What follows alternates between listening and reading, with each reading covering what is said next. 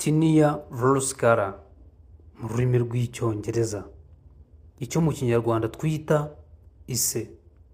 Muri iyi video ngiye kubereka umuti w'ise ku buntu kandi uyikiza vuba bishoboka, ku buryo mu minsi 10 gusa iba yakize neza kandi ntizigere igaruka ukundi.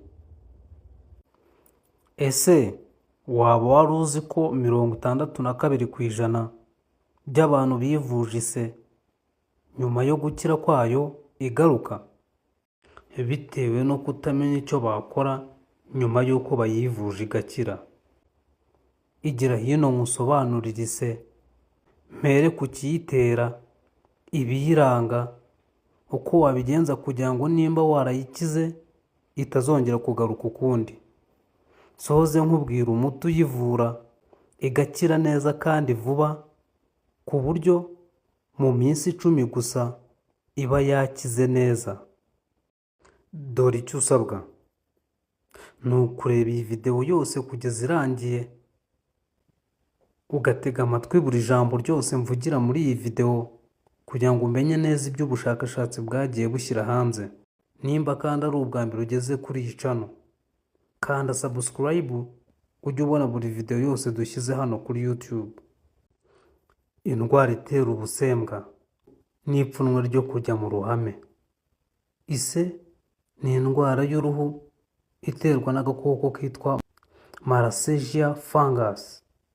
Healthline, ikigo cyo muri Leta Zunze Ubumwe za Amerika gikora ubushakashatsi ku ndwara zitandukanye, gisobanura neza ko aka gakoko mu busanzwe kaba ku ruhu rw'umuntu gusa, nta kibazo gatera mu mubiri ndetse no ku ruhu, ahubwo kakaba kanafasha kurinda zimwe mu ndwara z'uruhu, kandi ko hari igihe aka gakoko gashobora kwiyongera mu bwinshi, ari nabyo bitera indwara yitwa ise aka kanya turi kuvugaho.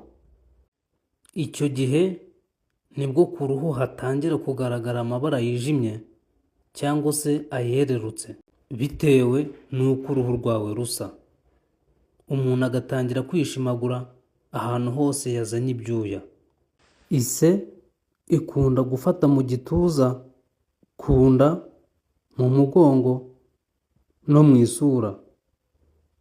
Iyi ndwara ikomeye cyane ikura buri munsi, ishobora guhera nko ku itama, utahita uyivuza ibyumweru 2 bigashira yafashe isura yose. Uko iminsi igenda ishira, isi igenda nayo ikura, ku buryo ishobora guhera mu isura ikazagera ku birenge. Nubwo utu dukoko two mu bwoko bw'ibiyege dusanzwe tuba ku ruhu, dore ibintu bishobora gutuma twiyongera cyane. Yego, wabyumvishe neza, reka tubyite ibitera indwara y'ise, kuko kugeza kuri iyi saha, uyu munota n'iri segonda, wamaje kumenya ko uko utu dukoko twiyongera ari byo bivamo ise. Rero ibi bintu bishobora gutuma twiyongera cyane.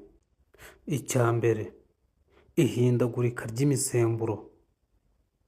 Icya kabiri, kubira ibyuya byinshi. Icya gatatu, iyo ubudahangarwa bw'umubiri bwagabanutse. Icya kane, kuba ahantu hashyuha cyane.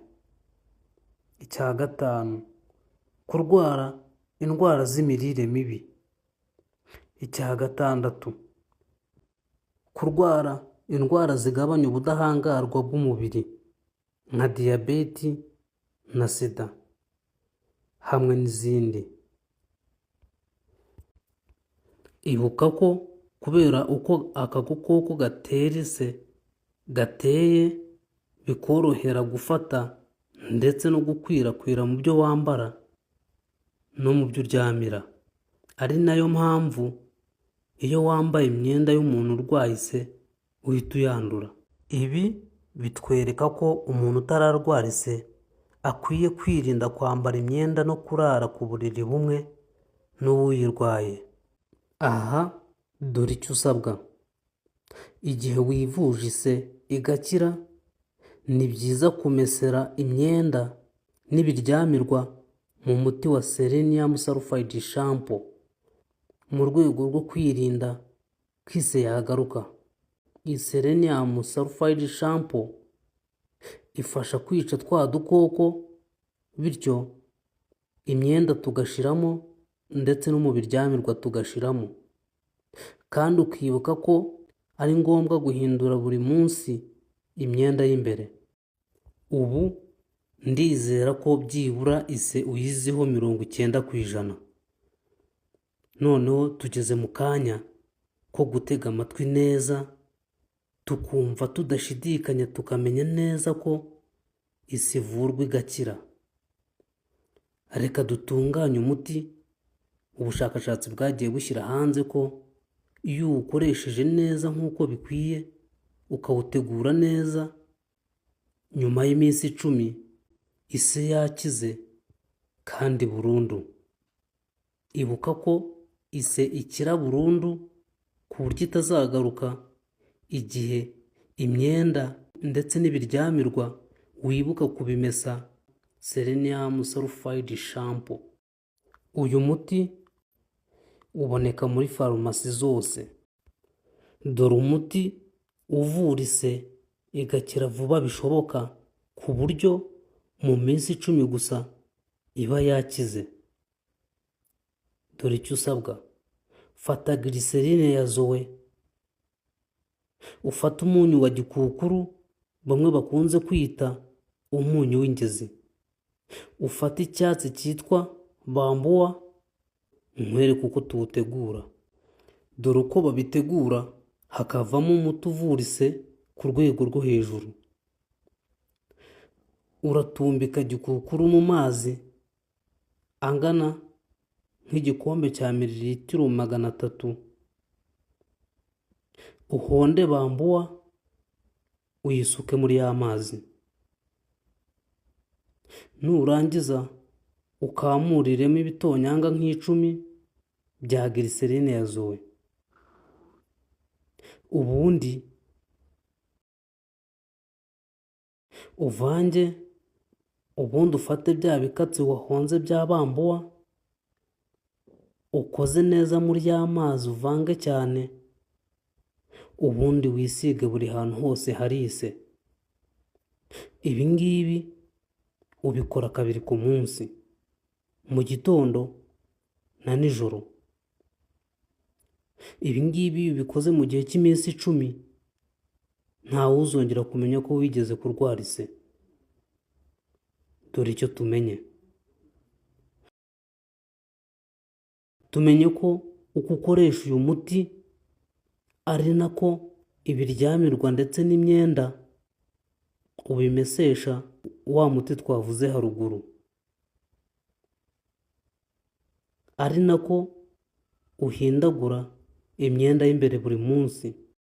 Mu magambo make, dore uko uyu muti tuwutegura mu magambo make yoroheje: urafata gikukuru uyitumbike mu mazi, ufate bambua uyihonde, uyisuke muri ya mazi angana nka mililitiro 300.